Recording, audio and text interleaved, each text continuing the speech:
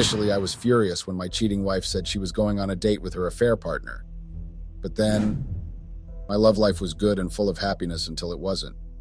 I don't know if I was the one with a problem or love couldn't handle my happiness anymore. Have you ever felt like you were suffocating from what you were experiencing?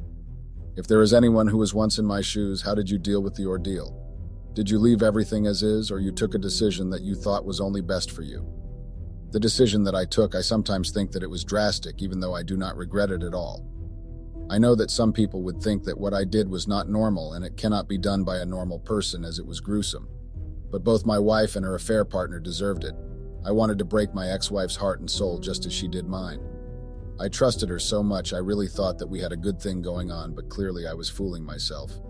I planned a very bitter but sweet revenge. I mean, you can't stab me in the back and think I would let you live to tell a tale. Let me tell you what happened. My name is Richard Collins, male 32. I have been married for 8 years to my university sweetheart Jessica Logan, female 28. We started dating in her first year in Washington University and I was in my second year. I remember the first time she approached me, she was a bubbly and beautiful lady.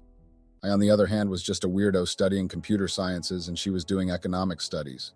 She was a very forward person, but I liked the fact that she was herself.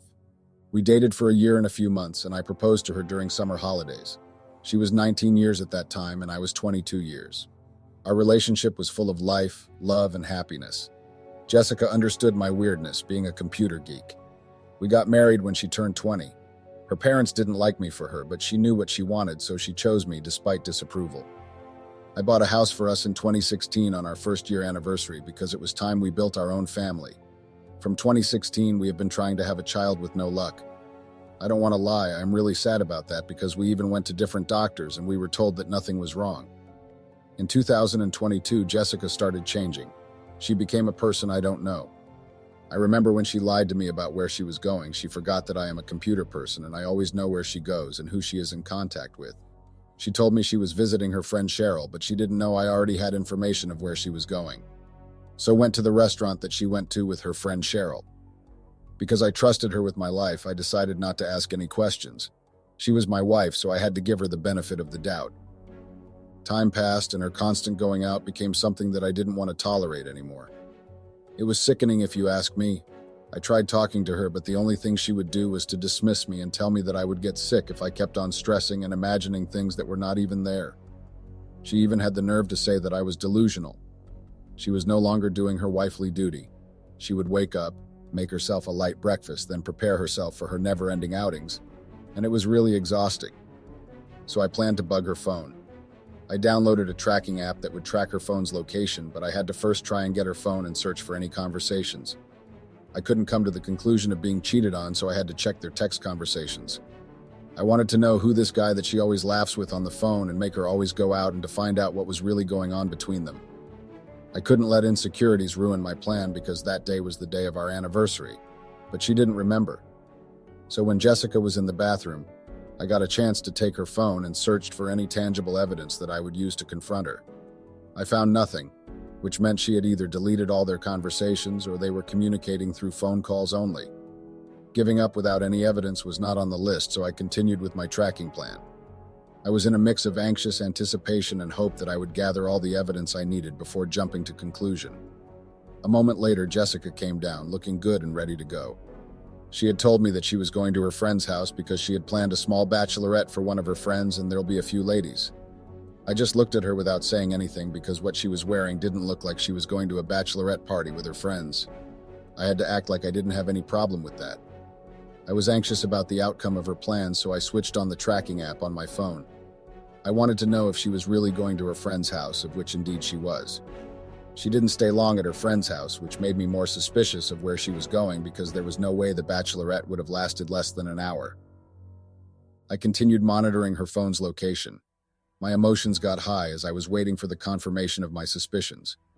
The tracking app showed me that she was going to a hotel not far from the venue that I had booked for our anniversary party, so it was where it would take place. My curiosity told me that she was meeting up with him. Why would she disrespect our day like that? On our anniversary day. I asked myself why Jessica would be so selfish and self-centered. It's not like I was not doing anything for her.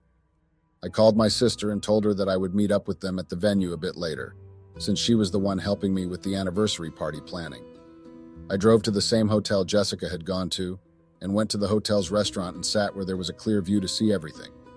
So I ordered a drink to pass time, and 30 minutes later, I heard this guy, or must I say a girl, talking to the reception lady. He or she looked like those lesbians that are well off and clean.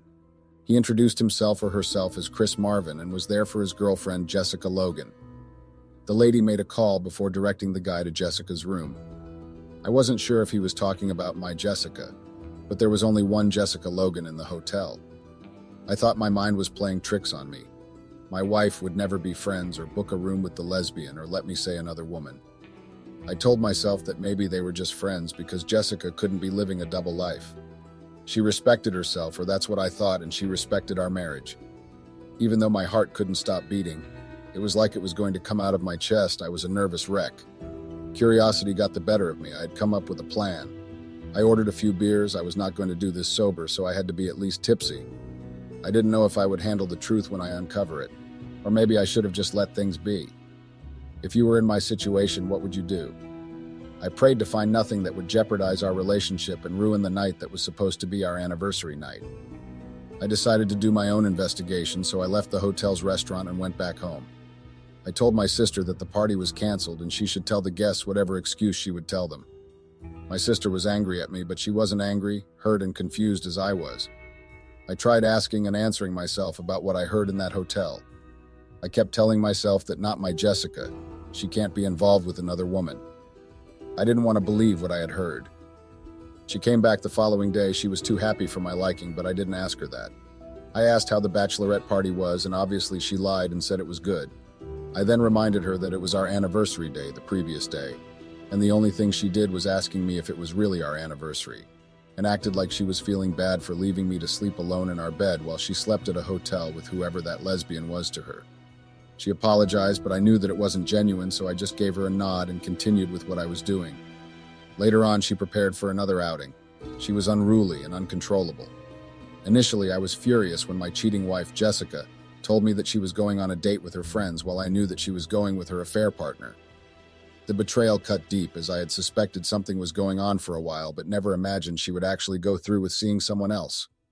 My mind was filled with anger, sadness, and confusion as I tried to make sense of the situation. One day I sat her down and asked if she was still happy with our marriage and told her that she better tell me the truth.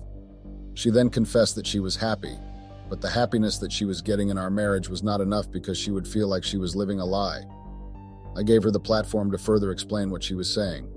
She then told me that she was bisexual. I had never heard of a name like that, so I asked what that was. She told me that she has feelings for both males and females, but she is mostly attracted to females. She explained that she was living a double life and that she wanted to tell me, but she didn't know how to without hurting me. I mean, I was already hearted, so why wouldn't she just spill the beans once and for all? I just looked at her crying in a river, then I bluntly asked if she meant that she was cheating on me with a woman. I didn't know what to say to her, but I was angry and furious at the fact that I was competing with a woman in Jessica's life. A week passed. I hadn't given myself to wrap my head around what Jessica has revealed. She came to the living room and found me going through some emails on my laptop. She told me that she was going out on a date with Chris, her affair partner. In her mind, she really thought that I had accepted the shitty explanation that she gave me the other night. I just looked at her without saying anything until she said that she was not going to be coming back. So my so-called wife was actually trying to live a polygamous or double life and expected me to be okay with that. But instead of succumbing to despair, I decided to take matters into my own hands and craft a plan for sweet revenge. I meticulously plotted a series of events that would not only expose her infidelity, but also make her regret ever betraying me. With each step of my plan, I felt a sense of empowerment and satisfaction, knowing that justice was being served in my own way.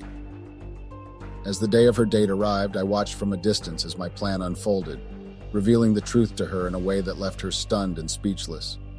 Seeing the shock and realization in her eyes, I knew that my revenge was not only sweet but also served as a lesson she would never forget. In the end, I walked away with a sense of closure and a newfound strength, knowing that I had stood up for myself in the face of betrayal. Jessica once told me about her friend Chris that had been supporting her through her struggles, something that was unknown to me. It was really strange because she had never mentioned anything about being depressed to me or upset.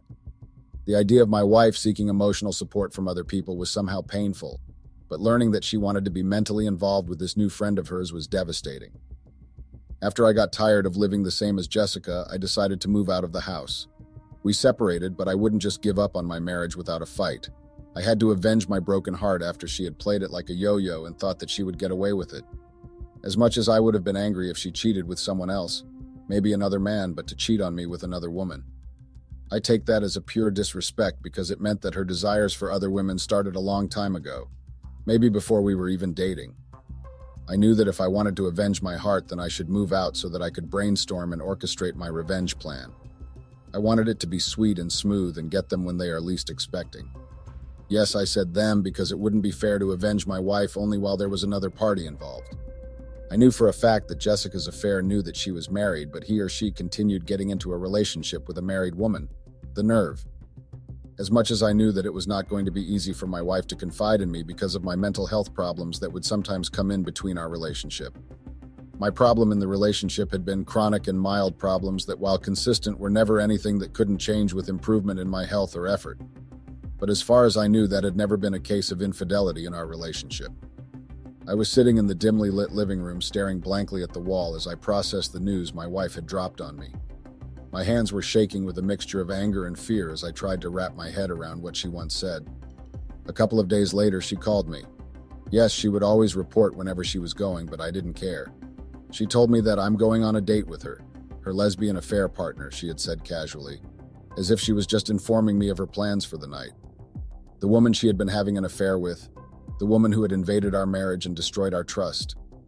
I felt a surge of fury rising within me, a primal rage that threatened to consume me whole. How dare she have the audacity to flaunt her infidelity in my face like this? How could she be so heartless, so cruel? She even sent her coordinates, which was something I really didn't care about. But as the initial shock wore off, a chilling realization crept in. This was no ordinary date. This was something far more sinister, far more twisted than a simple dinner or movie outing. I could feel a cold sweat breaking out on my skin as my mind raced with horrific possibilities. What if this was some kind of ritual, some dark pact between them that would seal their unholy union? What if this date was meant to solidify their connection in ways that were beyond my comprehension? I stood up abruptly, the room spinning around me as I tried to make sense of the nightmare unfolding before me. My wife watched me with a knowing smile, her eyes gleaming with a malevolent light that sent shivers down my spine. In a daze, I stumbled out of the house and into the cold night air, my thoughts a jumble of terror and despair. I knew I had to stop them, to prevent whatever dark forces they were about to unleash upon the world. As I drove towards the location she had mentioned, a sense of dread settled in the pit of my stomach. The streets were empty and silent. The only sound was the eerie whisper of the wind as it rustled through the branches of the trees. I arrived at the abandoned mansion, the crumbling facade looming ominously in the moonlight. The air was thick with foreboding as I made my way inside, my heart pounding in my chest. I found them in the center of the grand ballroom, illuminated by the flickering light of a single candle. My wife was dressed in a flowing black gown, her hair cascading down her shoulders like a curtain of darkness. The man stood beside her, his eyes glinting with a hunger that sent a shiver down my spine. As they turned to face me, I saw something in their expressions that made my blood run cold. It was a look of triumph, of malevolence that filled me with a terror so profound that I could barely move.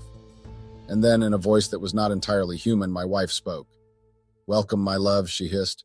"Welcome to the beginning of the end." I watched in horror as they began to chant in a language that was foreign to my ears, a guttural sound that resonated with a power that was as ancient as it was fearsome.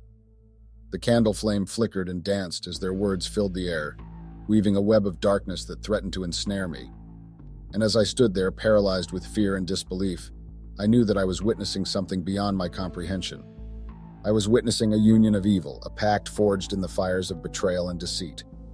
At that moment, I realized that my wife's infidelity was not just a betrayal of our marriage, but a betrayal of everything good and pure in this world. And as the shadows closed in around me, I knew that I was facing a horror that was beyond my wildest nightmares. I closed my eyes and took a deep breath, steeling myself for whatever lay ahead. I knew that I had to stop them, to prevent their dark ritual from reaching its bloody conclusion. And with a newfound resolve, I stepped forward into the darkness, ready to face the horror that awaited me. I couldn't believe that my wife was not only cheating with another woman, but they were involved in the dark underworld activities. I didn't know the person in front of me, She looked like the devil himself, from the way she was busy smiling at whatever that they were doing, a goat being slaughtered.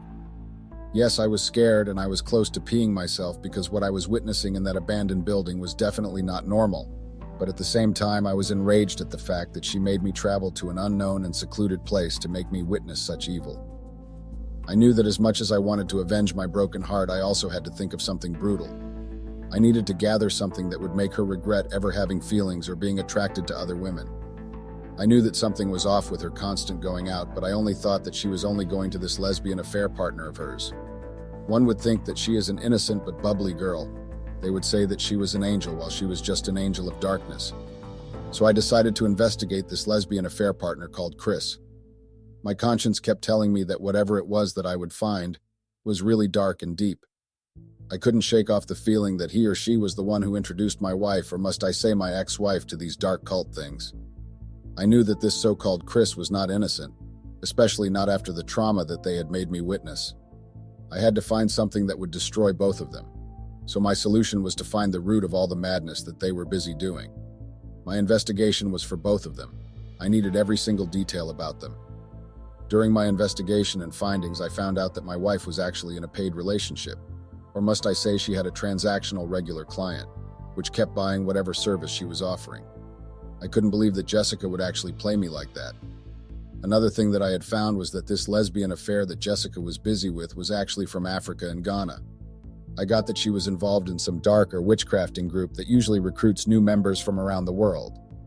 The group that they were in would perform rituals, not just any rituals, but deep and very dark rituals where blood and human skulls were taken like chips. So in my findings, I think that Jessica was blinded by their relationship to a point that she didn't even see that she was getting herself in a trap. As much as my heart still loves Jessica, and I think it would be hard to move on and forget about her, but I didn't care about her. I mean, she is old enough to cheat and get herself in the dark world. My only mission was to destroy whatever that they have and make them suffer. A few days after I got home, since I had gone to our marital home, I found Jessica looking so livid. It was like she had seen a ghost or something. I didn't know how, and when she had come back from her friend's place, I greeted her, and she started apologizing about everything and promised to change. Well, not all promises are meant to be kept, because even when we started dating, she promised to be a better person than she was. Our whole relationship, she had been making promises after promises. Didn't she get tired? Because I got tired. A few days later, she was served with divorce papers. Then I asked her to sign them in peace. I was not going to be greedy. She was my wife, and she holds a very special place in my heart, so I opted to leave her the house that we were staying at, since she had sold her grandmother's house to pay for her studies when we were still dating. It was the least I could have done. I was not thinking of her well-being, but for her to be depressed until she says she can't do it anymore and maybe end her miserable and pathetic life. Time passed. She started throwing shades at me on social media, causing drama and calling me names, not thinking what he was doing was not going to affect me in any way.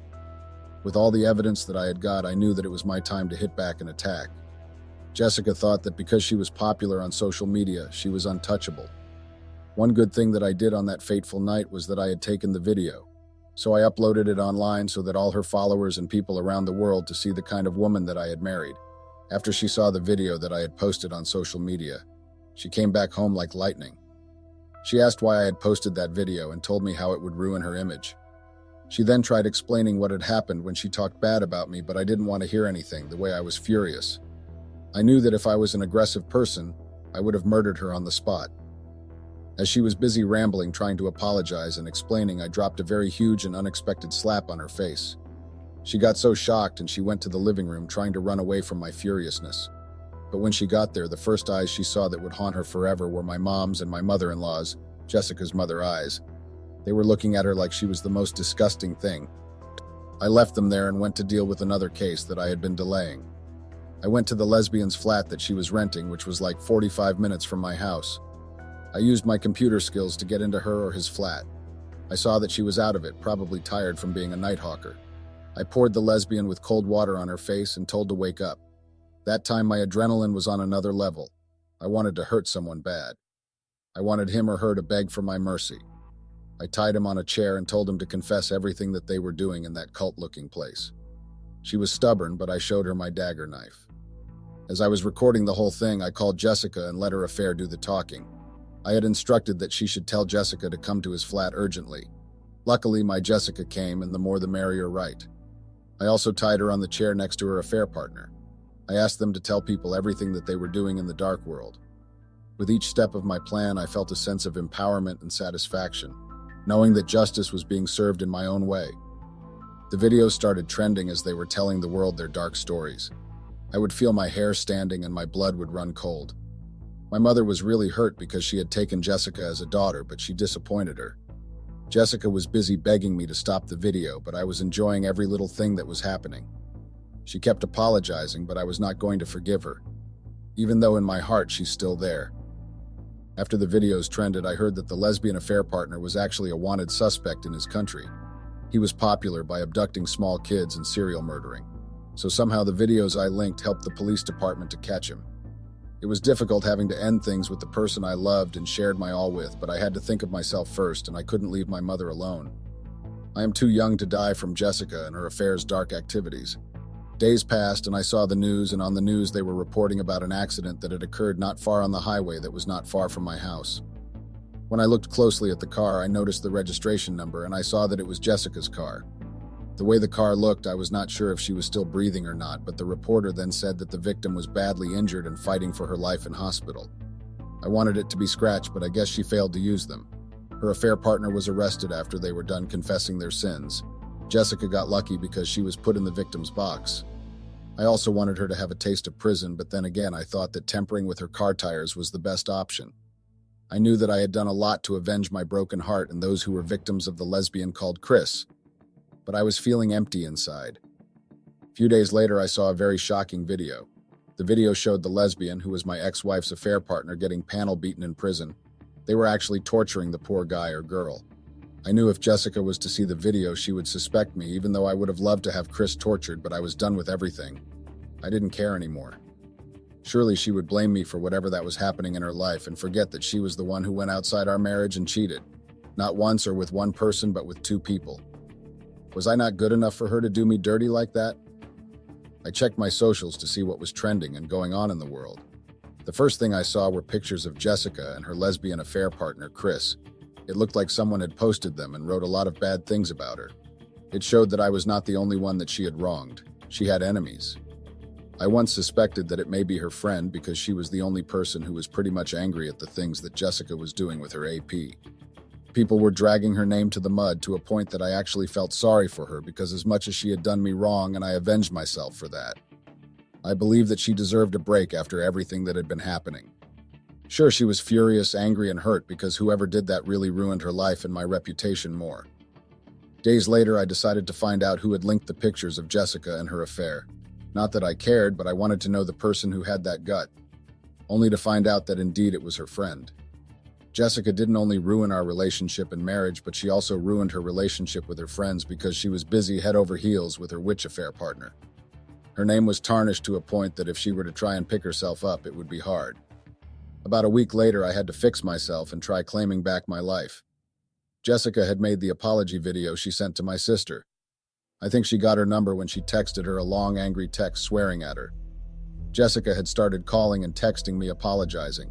She was desperate to get a father figure and attention and controlled by desires, which was why she resorted to getting into relationships with the lesbian affair partner most of the time, because her own father never had time for her, but he had time for her other siblings. And somehow I also didn't have time for her, which was a very stupid excuse if you ask me. I wondered why she had never told me that. I mean, I was her husband, so I had a right to know. I know I had been a bad husband to her because I was busy chasing money and making sure that I do not let my father down in his grave because he had trusted me to continue with his legacy, which was an IT company. I felt really bad that I was also the cause of her resorting to spending time with other people outside our marriage. Not that I regretted putting her sexual or love affair in jail. He or she deserved it and everything that is still coming to him or her. It had been 6 months since I found out about my wife's infidelity. The pain and betrayal cut deep, leaving me feeling lost and broken. I never would have imagined that the person I had spent the last 10 years of my life with could do something so cruel. I spent countless nights tossing and turning, haunted by the image of my wife with another woman. The questions swirled in my mind like a never-ending storm. Why did she do it? Was I not enough for her? What did this other woman have that I didn't? I tried to bury my pain in work, throwing myself into projects and deadlines to distract myself from the reality of my crumbling marriage. But no matter how busy I kept myself, the pain was always there, bubbling just beneath the surface. I found solace in therapy, seeking guidance and understanding from a professional who could help me navigate the murky waters of betrayal. Through tear-filled sessions, I slowly began to unravel the tangled mess of emotions that had consumed me. I learned to confront my anger and sadness head-on, allowing myself to feel the pain instead of repressing it. As the months passed, I started to see glimpses of healing. The sharp edges of my pain began to soften, replaced by a sense of acceptance and understanding. I realized that my wife's infidelity was not a reflection of my worth, but rather a reflection of her own struggles and insecurities. I made the decision to forgive her, not for her sake, but for mine. Holding on to anger and resentment would only poison my own heart, preventing me from moving forward and finding peace. Moving on was a slow and arduous process. I had to rediscover who I was outside of my marriage, reconnecting with old hobbies and passions that had long been buried beneath the weight of my pain. I leaned on friends and family for support, finding comfort in their unwavering love and understanding. But through it all, I never lost sight of the most important lesson I had learned: that healing is a process, not a destination. It takes time and patience, self-reflection and self-compassion. And while the scars of my past may always remain, they serve as a reminder of the strength and resilience that lies within me. As I sit here now, reflecting on the journey I have traveled, I am filled with a sense of peace and gratitude. I am grateful for the pain that forced me to confront my deepest fears and insecurities. I am grateful for the love and support that buoyed me in my darkest moments. And above all, I am grateful for the opportunity to start anew, to rebuild my life on a foundation of self-love and acceptance. So here I stand, a survivor of betrayal and heartbreak, a testament to the resilience of the human spirit. And as I look towards the future with hopeful eyes, I am reminded that the best is yet to come. But the leopard doesn't change its spots, so if I were to take her back, how sure would I know that she won't repeat what she had done, and how would I ever forget the betrayal she once did? I don't know if I had made a good decision for what I did. Do you guys think I handled everything well, or I should have done better? Please advise me.